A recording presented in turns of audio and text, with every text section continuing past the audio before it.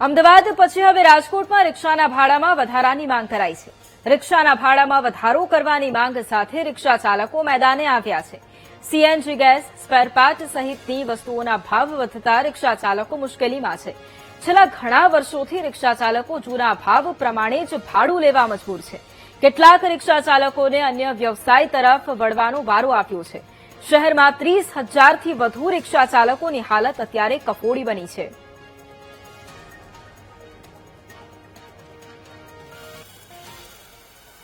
સરકારશ્રીના આદેશે કિલોમીટરે 18 રૂપિયા છે, છતાં પણ કોઈ પેસેન્જર દેવા તૈયાર નથી. અત્યારે રેપિડો વાળા 13 રૂપિયા અને 14 રૂપિયા હકાલે, એમાં 15 રૂપિયા અત્યારે મિનિમમ અમુક હાલે છે. બરાબર, સરકારે 18 રૂપિયા જાહેર કર્યા છતાંય કોઈ પેસેન્જર દેવા તૈયાર નથી.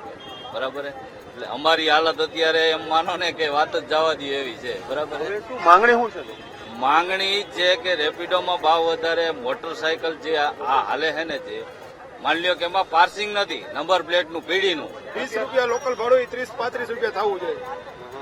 બસ એ જ મારો પ્રશ્ન. દરરોજ કેટલા પેસેન્જર મળતા હોય? મળતા જ નથી. રેપિડો વાળા જ લોહી પીવે, રેપિડો વાળા જ, બાઇક વાળા જ વધારે. ઓનલાઈન બધા આવી જાય છે, રેપિડો બેન થવી જોઈએ. બસ નથી રિક્ષા વાળાને મળતું. અને અત્યારે એ લોકોએ સ્કીમ એવી કાઢી છે કે ફ્રી રાઈડ. હવે બિચારા રેપિડો વાળા આવે છે એ માથે ઓઢી રોવે છે કે ભાઈ શું કરવું. લગભગ અત્યારે રેપિડો બંધ થઈ જાય તો અમારા માટે સારું છે. બંધ થવું જ જોઈએ ભાઈ. આ તો મજબૂરીની હિસાબે હંધાય રેપિડો હલાવે, શું કરવું?